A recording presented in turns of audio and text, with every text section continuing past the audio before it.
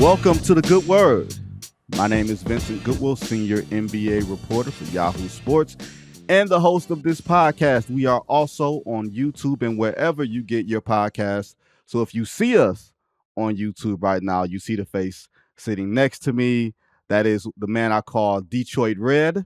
That is former Knicks general manager Scott Perry, who also spent time as a VP with the Detroit Pistons, the Orlando Magic, the Seattle Supersonics, and now Scott is making his foray into media as an ESPN analyst. He's going to be on Countdown. He's also going to be on NBA Today. Scott, you said you would never do TV. Well, Benny, you are letting a lot of stuff out to start this interview.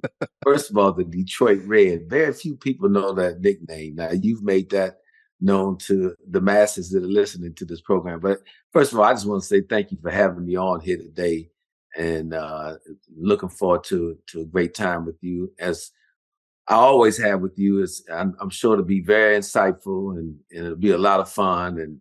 And I also just want to say to you, just really proud of the work that you've been doing. And I can say to the listening public, I knew him when he was first getting started. So if you need to know more about that, feel free to reach out to me.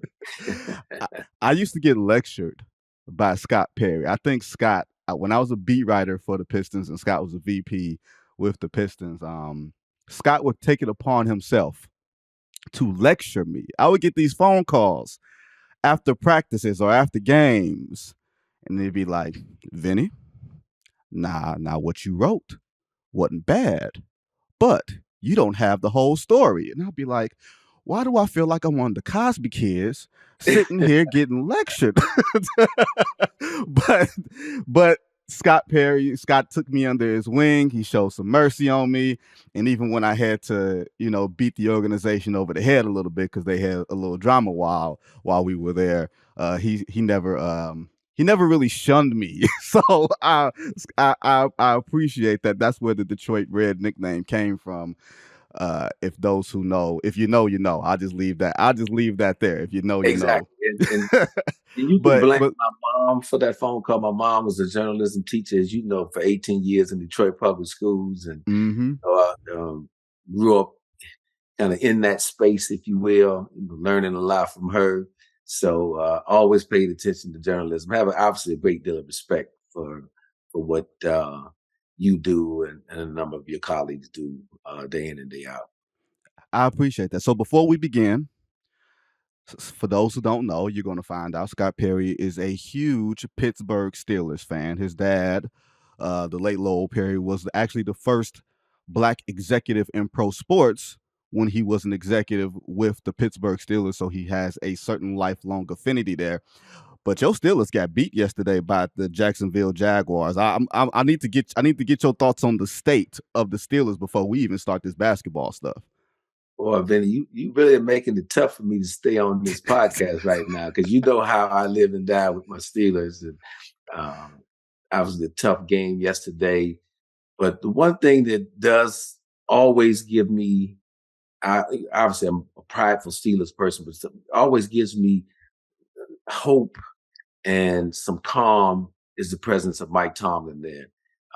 He is an absolute tremendous leader of men. And no matter what the obstacles are, and we're not playing as well as I'm sure first and foremost that he would like to see. But one thing I can assure you of, having been around him a lot and watching him work and his staff work and just the entire organization, they won't run away from the problems. They will run to them until they get them fixed. So short week, coming back to play Tennessee here on Thursday.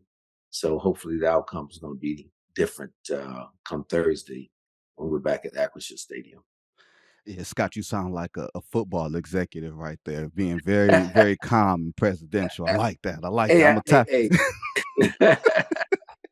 I'm gonna tap y'all into Scott, because Scott is always really calm even when he's not calm. Like, that voice don't only inflex but so much. I think it's a Detroit thing, because we don't really yell and scream, but you can kind of hear the seriousness in us. So I'm gonna see if I can get Scott to raise a level, because we're gonna talk some hoops here. All Scott, right. before we even go to some of the topics of the NBA today, you've got a championship ring. You've been to the finals. You've been to the conference finals 6 straight years as an executive with the Pistons. I'm just curious because I've never actually asked you this before. Do you have any good Rasheed Wallace stories that you can say on air? A lot of good Rasheed Wallace stories. And Rasheed, first and foremost, was an awesome guy to work with. I think he was a great teammate to his fellow players, but just was a joy to be around. There never was a dull moment with Sheed. And nobody was safe, as you well know, when you walked into the gym, depending upon what he may have read or what may have transpired the night before. Right now, he and I still stay in touch. I've been avoiding him a little bit lately because he's a huge Kansas City Chiefs fan, and they've been ruling the NBA for a while. So, and with my Steelers not at the level of Kansas City as we currently speak, it's not a good time for me to call him. But Rasheed, I think what stands out to me a lot, just going to some game moments with him, is how he would, on certain nights, decide that I'm going to launch a left-handed three-point shot in this game tonight. And I used to always think, wow, that took a tremendous amount of nerve. Number one, when that's you shooting with your offhand a three-point shot, but just the amount. Then I look back and I used to see him practice it, during practice sessions, and he always talked about that he would do it. To have the skill level to at least even attempt that shot really, stood out to me too. And, during our run when we was so good there in Detroit for, during that decade, what else stood out to me when we would play the San Antonios or the Minnesotas or Boston with Kevin Garnett, those elite, talented power forwards, to watch him raise his game to their level. And He was just as talented as all those guys. that was a really sight to behold, to see that, because he was I think the one guy on our team that could really elevate to that level. Now he, night in and night out, he didn't always do that. I think he would be the first to tell you that, but extremely unselfish basketball player, and his knowledge of the game. I don't think that the average fan really knows and appreciates that. And that's why you saw him, and I think he's still coaching a little bit now. I know he's coaching at the high school level. I know he dabbled a little bit in the NBA as well as a coach. To watch him work with big people and share his knowledge, as he used to do when he was playing with us, is really a sight to behold. Yeah, Rasheed Wallace is a basketball genius for those who don't know. Like, he's literally one of the smartest players I've ever been around. Like, you can just sit there with him and he can tell you certain intricacies of the game. And you saw that translate when he was a coach for the Pistons for a year. I think he was a coach in New York. I think that might have been even before you got there. Yes. In 2016. But now think about it, Scott. That team was the only team that I can think of in this new era of the NBA, or max salary era of the NBA, that there was no max salary guy on that roster. And now you're talking about championship teams having to have 2 or 3 max salary players. And you guys did it with 0 max salary players. That was just how rare that was, and how I'm sure that shaped you as an executive in your travel since. Absolutely.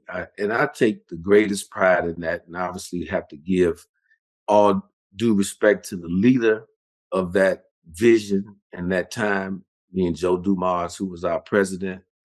And his belief was that, look, and I learned a great deal from it. We're not going to wait around here for, some draft pick to fall out of the sky. At the time when we first started in Detroit, the Lakers were the dynasty team. You had Shaq and Kobe there. And Joe's thing was, okay, we may not have one of those 2 guys in our building, But let's go get deep. Let's try to be too deep at every position and see if 10 could one day go beat 2. And that's really how we started going about building the team, was with great depth. Mm-hmm. As you well know, we were able to attract a lot of players who were formerly high picks. The Chauncey Billups of the world, we end up signing him as a free agent, traded for Rip Hamilton, another lottery pick. And for whatever reason, it hadn't worked out at their previous stop or stops in Chauncey's case, Right. and gave them an environment and a platform that to say, hey, we really believe in you. This is what we're about. We think you can help lead us there. Those guys bought in. The starter of all that was, when we first came in the door, when we had to trade Grant Hill in that sign and trade when he was leaving as a free agent, and we acquired Ben Wallace, who was undrafted, a guy who was first cut by the Boston Celtics when they were trying him out as a small forward. And that's to this day irks Ben to no end, because he felt he never got a chance he would make the team, because he was no closer to being an NBA small forward than you or I. And so he goes on to Washington and finally makes a team just through his grit and determination and his toughness, and got a chance to blossom more in Orlando with that heart and hustle team with Doc Rivers coach, where that was a highly competitive, highly efficient defensive team.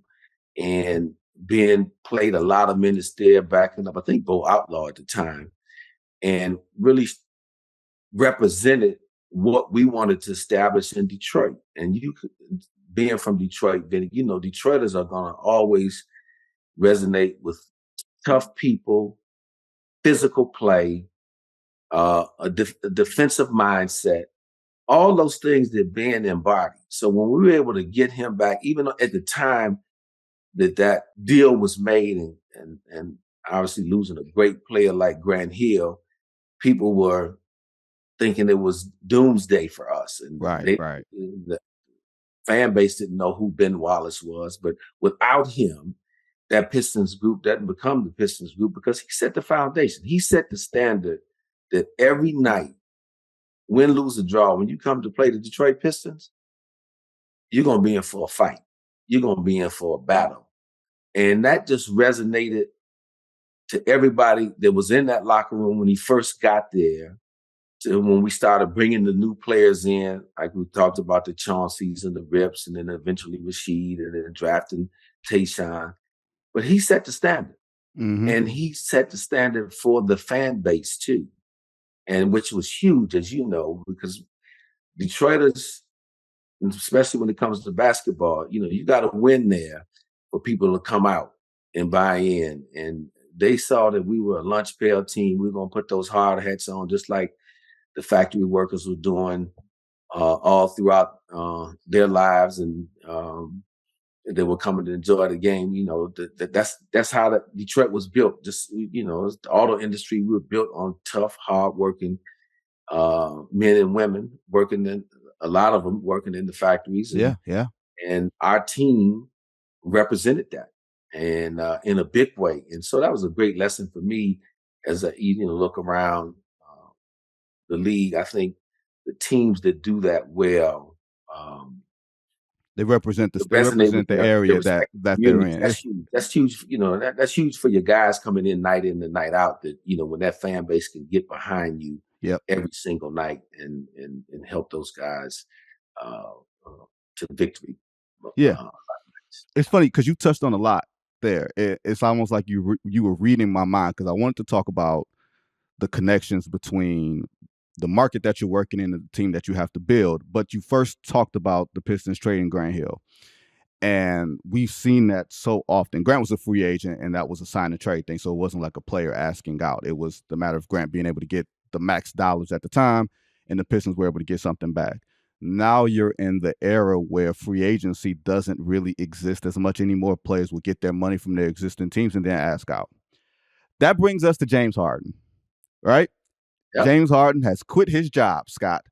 He just didn't notify anybody that he has quit his job. Okay, he didn't give him a 2-week notice. He showed up one day and then he didn't show up and then he tried to come back because he decided, hey, maybe I can get paid while not playing, right? Not exactly what happened, but for purposes of being funny, that's what he did. He showed up to the airplane. Now, Scott, as somebody who has had to deal with trading Carmelo Anthony when you walked into New York in 2017, and then even before that, when you took over in Orlando in 2012, you had to deal with the Dwight Howard situation. When there is a player who wants out and he doesn't want to play for the franchise anymore, you're a little different than Daryl Morey because Daryl Morey played a part in creating the James Harden situation. With you, you walked into situations that were done before you got there. How do you go about managing the people part of player who wants out? Let me see what I can get back. I'm starting a rebuild, and let me make sure I can get as much as possible while also doing right by the player because I haven't done anything wrong to the player. Great question. That is one of the major issues of the day for any front office person. And I think it really begins and ends with your ability to communicate openly, honestly with that player and whoever his small circle may be, whether it be his agent, close family member, whoever that may be. Communication is what is key. So when you're coming new into a situation, you want to try to get that established and say to that player, look, I wasn't a part of what had transpired before, whatever happened before getting here. But you and I are starting off on fresh terms. I hold no ill will. I have no preconceived notions. There's no sides to pick. Let's you and I establish a communication, a dialogue about what you're trying to look to do. Also, I want you to understand what my job is and what I have to do. And let's see if there's common ground. And in terms of being able to trade that player to a place that he may want to go while we're receiving back players or draft picks or whatever the case may be that help our vision in moving forward. To me, it's never about a lopsided deal. It's about a fair deal. And sometimes, all of these situations aren't created equal, Right. because you never know what the marketplace is going to look like for said player, especially if the league knows that the player wants out and he's just interested in a handful of players, or how many years does the guy have left on his contract. So in James Harden's situation, he's just, he's on an expiring contract. Mm-hmm. So now if you're going to give up a substantial amount for him, you got to know that that you want him there beyond this year, and B, feel confident that you can resign him and keep him there. So that's a big ask. And then so on the other hand, there are going to be a lot of teams that may like him as a rental. What I mean by rental, just this season. But if you're looking at him as that, then you may not be looking to give up that much for that. Mm-hmm. Mm-hmm. Because now you rented a player. If it doesn't work out, you have nothing to show for it. So there's so many dynamics that go into play here. But I think as a leader of an organization, it is your job to be that leader and set that atmosphere, set that environment on how we're going to handle things. And I would be communicating with this person every day. Mm-hmm. Not allowing, I'm not going to just communicate solely through his agent or intermediary. No, we're going to build a rapport. We're going to build an understanding. Somebody's got to be the adult in the room. Right. Right. Again, to your point, early on when you joked about me lecturing you in the beginning, it's not about the lecture.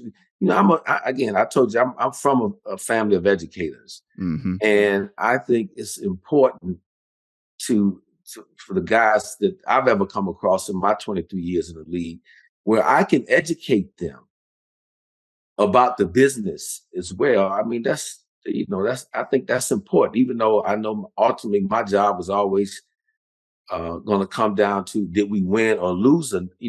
Did we win enough or lose too much in order to keep your job or lose your job? But just my own personality and who I've been as a person and as an executive, it was always about establishing a great communication foundation that player, no matter what the issue, felt comfortable coming to speak to me, because I was always going to feel comfortable going to him if I saw something that I didn't like or particularly care for. And I think that's hugely important. And I think that's at the center of this whole James Harden conflict right now.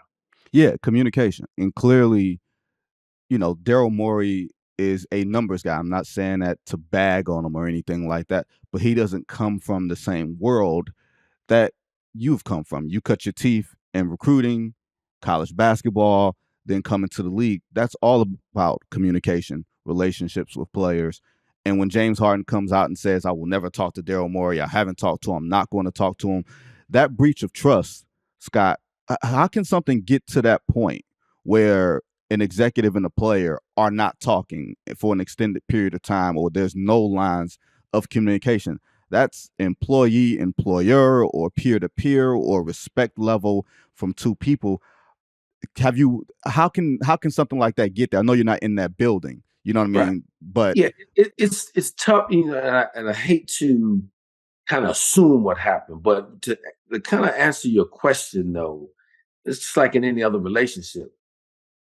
When there's a breakdown of trust, usually someone has not been forthright. Someone is hidden some information from from me. Someone has said one thing, done another. Those are the kind of activities that get relationships to this fractious point. mm-hmm. And so that's what makes it difficult. So, look, I understand, again, I understand how things can get that way. But again, as a leader, that's why the daily communication is so important. And to say, and you mentioned the like Daryl being analytic driven and maybe not people driven. See, we're in an era today that all of this is important. There isn't, I say all the time, analytics have a seat at the table in decision making today. It is a tool in the toolbox, but it's not the tool. Right. And it always is going to get back to dealing with people, because guess what? People are still playing this game, Vinny. We do not have machines playing this game. So until Mm-hmm. that happens, it's machines and you can just plug into a computer and get someone to act a certain way. It's going to always get back to managing people, communicating with people, getting people to buy in to the greater good, greater good for the greater good for the team is going to help make them as individuals successful. Right. And that's the key. That's the key to this whole thing. I think I'm going to quote somebody back that you knew well. Okay. I don't know if you met him, but when Will Robinson was with the Oh Pistons, yeah. Of course, the remember you legendary meet Will Robinson. Will was a long-term mentor of mine. I knew Will since I was a kid, 10 years old. And I was, people go read about Will Robinson if you don't know who I'm talking about. I mean, he was a trailblazer before his time and coached over 300 kids to Division I scholarships in a variety of sports at Detroit Public Schools. He was Doug Collins' first Yep. coach in college at Illinois State. But I remember when I got into coaching, and Will Robinson said this to me, and I'm going to stick with this. This line resonates with me all the time. He says, "Scott, basketball is the most unselfish game played by selfish people. Oof. It is your job to unselfish those selfish people." So That's a mouthful there, Scott. it's a mouthful. It's a simple statement, but it is a mouthful. And again, that is at the core when you're talking about team building. Even, I'm not coaching any longer, but as an executive, you are the coach of the organization. Mm-hmm. And everybody that comes in your organization has dreams, desires, individual goals, wants, objectives. You've got to figure out how you can get all of those people to buy into the collective vision and dream and goal of the team and the organization, and show them upon doing that, this is how you're going to achieve your own personal goals as well. And I think, that was one thing that we did in Detroit beautifully. Again, Joe was the architect, and behind a lot of that, he wouldn't allow the personal agendas to get into the building where it was going to overwhelm the collective and interfere with the collective's goal and vision. And that was becoming champions. Yeah, and it's funny, Will Robinson was a legendary Pistons scout, part of the Bad Boys. I think he discovered Joe Dumars at McNeese State. So he was a basketball historian, one of the first black coaches in the history of basketball. He was the first Division I black coach. First Division I black coach. So just a quick history lesson there. And Scott, going back to the Harden stuff, however that Harden trade, if ever it happens, like the Clippers they're just sitting waiting, right? They don't have to put a great offer on the table, but let's assume that trade happens at some point. The next logical thing that people are going to say is, what happens to Joel Embiid right now? If the Clippers don't give them back anything of real substance, if they don't give them back anything that Daryl Morey can flip into a superstar player, the next question is going to be, Joel Embiid is going to want out. Scott, you were a GM of the New York Knicks for a long time over there. You were a GM for a long time in a place that does not have a lot of longevity, right? Every superstar player over the past 5 or 6 years that has come up for a trade or free agency, the Knicks name is on the tip of everybody's tongue. So Joel Embiid, if it happens, will not be anything new. But from an executive standpoint, when you're in that chair and you know that there's going to be all this speculation swirling, it was once Donovan Mitchell, it was once Kevin Durant and Kyrie Irving, and it could wind up being Joel Embiid. Now, how do you handle some of the outside noise inside when there could very well be a desire to go acquire a player of that caliber? Yeah, great question. I think the media coverage when star players become available, whether it be free agency or trade, the New York name came up well before I started working in New York, and it's going to continue to, on as long as this league is operating. I think that speaks to the power of New York City and just the franchise being located in the largest media market in the country. But as an executive moving forward today, you can't get caught up into the noise until that becomes a fact that either Joel Embiid himself has said publicly that he would like to be traded, which to my knowledge, he has not. And he started off well this year, playing great. When I watch the guy play, he plays like a guy who's trying to win a championship in Philadelphia. So until that point comes, you're just kind of paying attention. I don't care whether you're in New York, Detroit, Los Angeles, it doesn't matter. You're just kind of paying attention. You're watching their team play, just seeing how that interaction is going. Obviously, if they're winning a lot of games, it stays quiet. If they start to lose, you might watch a little closer. And, one thing that I don't know, I don't know the relationship of Joel Embiid and James Harden. And so just how close they are or are not in terms of what James is going through. Because you got to remember, they are fellow players and their teammates. And so a lot of times, my experience, when one player is going through a difficult time for whatever the reason. A lot of times there's, and rightfully so, there's empathy from their fellow player. Right. We're not privy to that conversation, but you just got to be on alert, watching for it, seeing what transpires. You mentioned that they probably won't get a star player back if there's, in fact, there's a deal with the Clippers. I tend to agree with you on that, because if I'm the Clippers right now, to my knowledge, at least from what I've, read and kind of followed through the media, it's a competition of one. Mm-hmm. And look, the Clippers were projected to be a top 4 team in the Western Conference without him.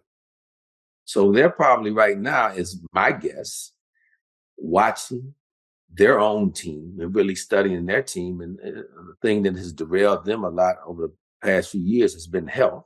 Mm-hmm. So how healthy they will be, I'm sure they're going to really study this 20, 30 games, because what could very well happen, let's say that they get off to a tremendous start and they're hot. They may You don't want to step back disrupt and that. reevaluate and say, do we really want to tinker Mm-hmm. with our chemistry right now? As talented as James Harden is, do we want to tinker with that by, you talk about not stop, but if you move one of their really good role players who's contributing right now and doesn't need the basketball as much as James is going to require, because you got 2 guys in Paul George and Kawhi Leonard, they're going to need the ball. Mm-hmm. And so it's going to be an interesting time. I'm going to be watching it closely to see what happens. Yeah, and it's funny, even going back to Embiid, and these are things that I've always asked you just in our various travels. A name like Joel Embiid comes up, a name like Donovan Mitchell comes up, regardless of whatever team you're on or you're thinking about making a deal for. The question you've always come back to me and said, is he a number 1 guy on the championship team? Is he going to be the guy that carries us over the top? I don't feel like there's that many guys, Scott, that you can definitively say that. And I'm not sure Joel Embiid, as MVP of the league, deserving MVP, that he's a guy that's a number 1 guy on the championship team. See, now, Vinny, you're tapping in the old school. You sound like old school us back in Detroit. I think anytime that is generally the thing that you got to decide in any trade that you're making. At the end of the day, again, this is irregardless of team plays. This is Scott Perry's belief and philosophy. Does that trade make us better? And how much does it make us better in relation to what we're sending out? And so if you feel that way, because again, you don't have the benefit of knowing the end result of a trade. Right. When you make it, at the time you make it, it has to play out. So you got to feel comfortable enough that whatever you're sending out the door and whatever you're bringing back through your evaluation process, that, we're going to be a better basketball team, and that we're going to take a step forward from whatever position you're in, whether it's a non-playoff team, a middling playoff team, or a team that's, knocking at the door to get over that next hurdle to get to a championship. But I would say, even though Joel Embiid has not won a championship yet, man, he is awfully good, and he poses so many problems for opposing teams. When you go, to me, a player that is going to dictate, and this is the coach in me, is going to dictate an entire defensive schematic for that night when you play against him. That's a real impact player. The guy was just MVP of the league this past year, multi-time All-Star. And for whatever the reason, they haven't been able to get over the hump. But every year he's there, you feel like they can be at least a conference finals. So for me, I put him, in that kind of framework, if you will. My biggest concern would be just, at the time of the trade, how old will he be? What is his body like? The injury, because when you're talking about a big body like that, that's a concern. But that, look, that's going to be a concern in about any trade you make, that you want to make sure that guy's going to be, you're hoping that he's going to be healthy for the term that you're going to have him there. So again, a lot of thinking that goes into it. Terrific player. I'm sure that Philadelphia wants to keep him there. And it's just a side to me that Joel Embiid, at least in reading some of the things he says, part of him may want to be that one of those, rare guys that plays his entire career where he was drafted. So we don't know how important that is to him. Right. I think, again, that's what's changed during my time in the NBA. A lot of the narrative has come, I know some players may have started talking around this line, but boy, it is really prevalent now. The guy's not winning.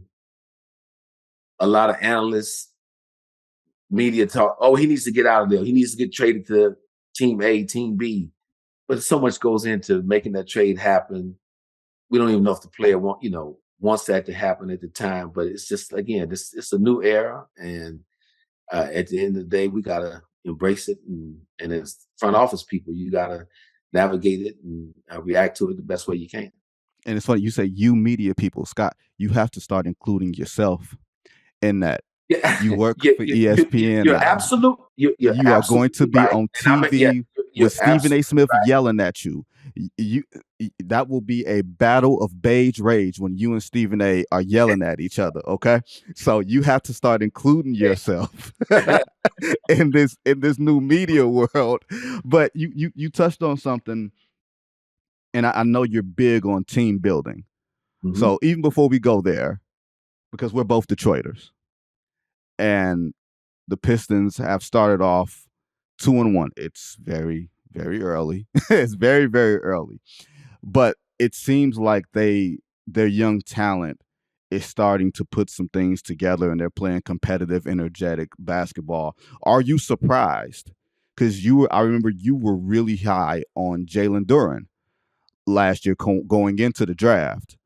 And he wound up going to Detroit as part of the trade for you guys to sort of clear some cap space. But just in a general sense, are you surprised that the team that you used to work for, that they are starting to finally maybe return to relevance in the Eastern Conference? A, not surprised. B, I'm happy that they're off to a fast start for a variety of reasons. You talked about Duren, Beef Stew, as all of you Detroiters call him now. Those guys on the front line are setting the tone, like we talked about with the teams that we had when I was working there with the Pistons, and obviously the teams prior to that, the Isaiah Thomas and Joe Dumars, Bad Boys Pistons. But again, they're taking a page out of that book in terms of how they're competing. They're playing physical. They're playing tough. They're very athletic as a group. And I really like that, especially in today's game, because, everybody talks about playing fast and pace and space. They're going to have the athletes to play that way. And as they learn, I think what you're going to watch now, you've got a lot of 1 and 2 year guys. And then they have a couple very good veterans like Alec Burks and Bogdanovich, yeah. Has not played yet, but he'll be a very good veteran to have around as well. And I think Monty Morris they picked up, who's is another solid veteran. It would be helpful to their cause. But a lot of first and second year players, well, I know Cade, this is year 3 for him now. But between Cade and Jaden Ivey, the two we just mentioned, Stewart and Duren, the kid Osura Thompson, most nights they should not lose the energy and effort battle because they're going to be young, active. Osura Thompson, I think, has a chance to be an elite defender in this league. He strikes me as an Iguodala type of player. That's as far as athletic. No question. And people are a lot of times people focus on what a player can't do coming in the door. The one thing that he doesn't do as well right now in terms of is shooting the basketball, But that's the one skill that I've always believed and watched over time, even before I started working in the NBA. That's the easiest skill to get, right? Yeah, players are going to get better over time because they're shooting every single day. They're working on it. They're playing so many games. That's going to come down the line for him. But he's able to get on the floor now because he doesn't need the basketball to be impactful. They're already challenging him now to defend multiple positions on the floor, Mm-hmm. and he's accepting that challenge. He can be very impactful offensively in transition, and even when they get to the half court as a lob threat, back cutting. There's a lot of things that he can do. I think this year is going to be big to watch Cade Cunningham's development. If he's one pick, Scott, if he's good or if he's really good, then the franchise has a chance.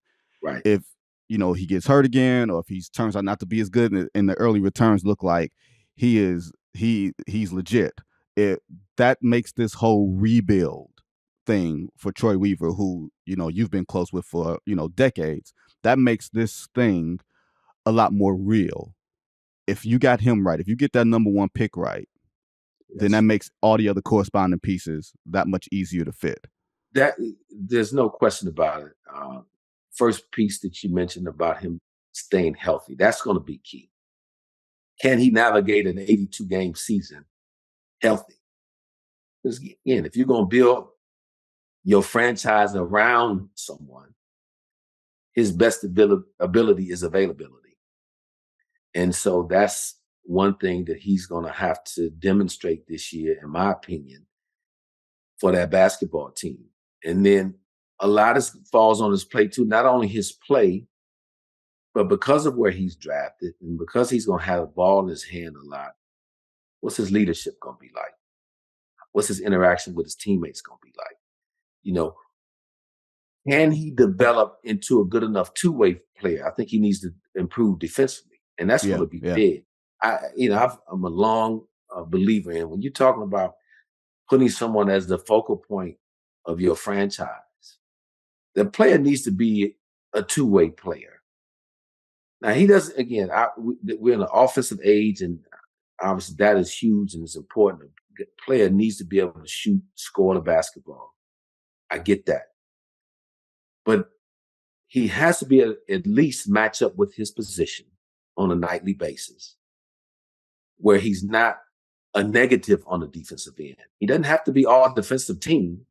He doesn't have to be an elite stopper, but can he just match up with his position well enough and can he become a very good team defender? Mm-hmm, mm-hmm. I think that's what's, not to jump off the Pistons, but I think that's what quietly Steph Curry has done over his run. There was a lot of questions about him defensively early on. Yeah. But I watched him again just last night.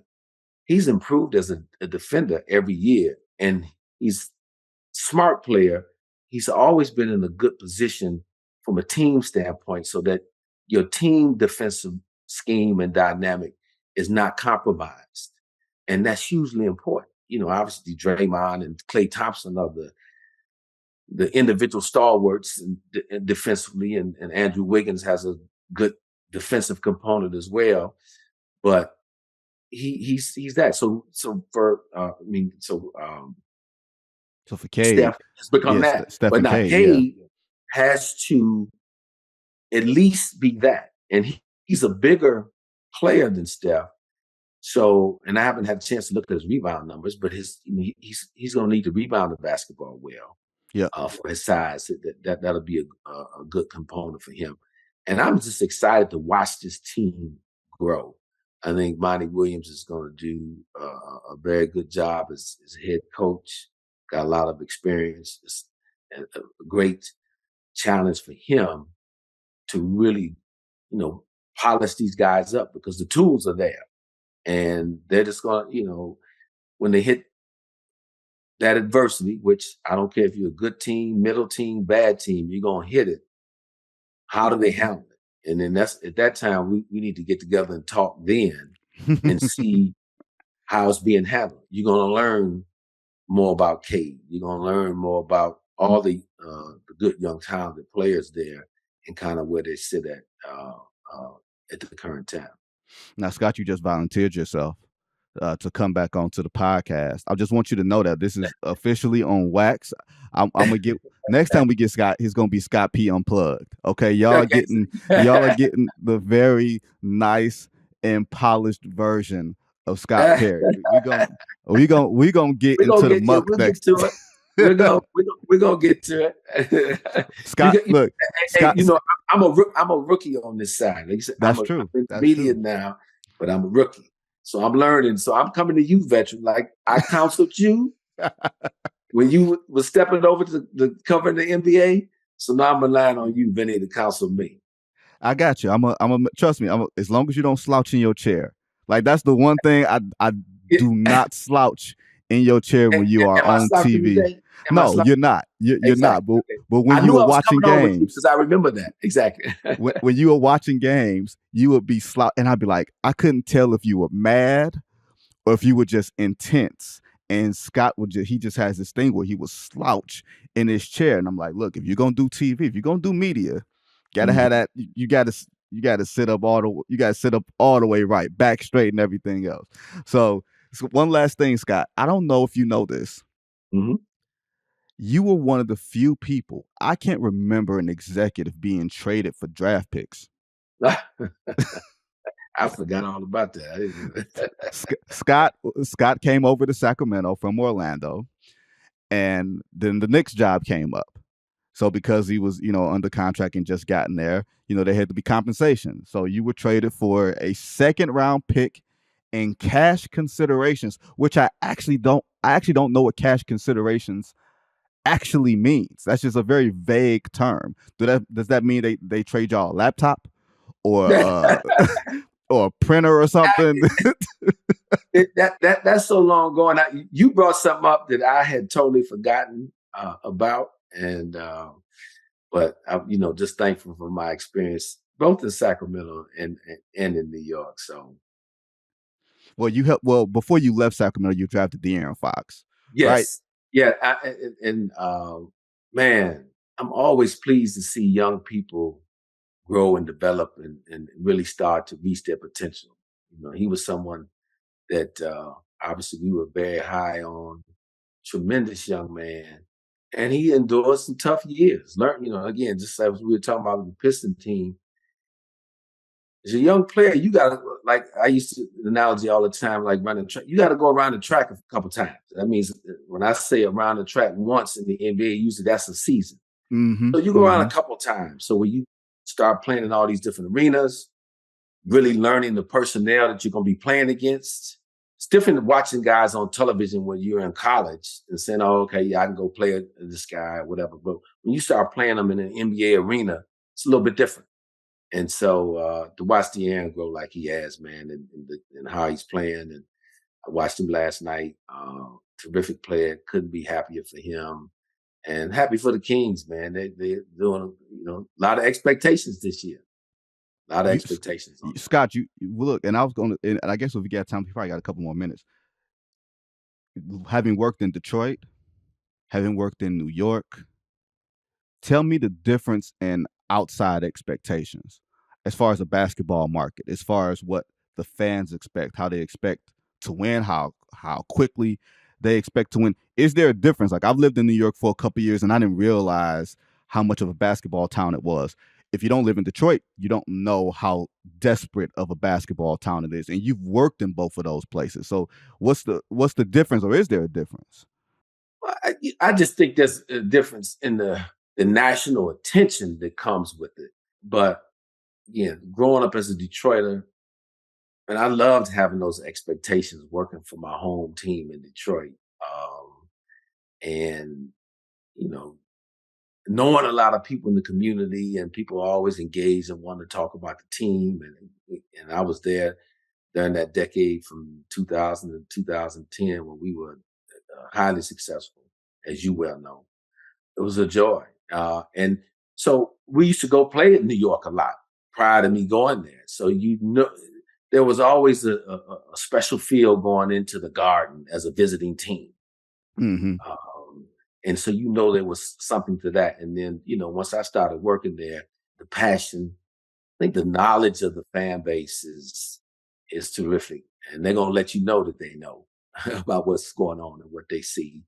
And there was oftentimes I would be stopped, by fans just and even to this day, where I live at now in Florida, there are a lot of New York people.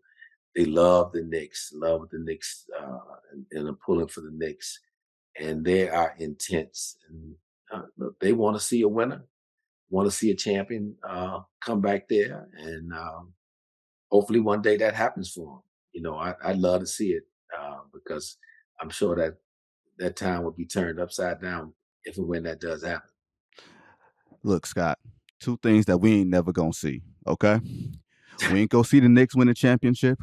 We ain't gonna see the Lions win the Super Bowl. Okay, we can firmly, we can. Then you trying to get Detroiters to turn off your podcast.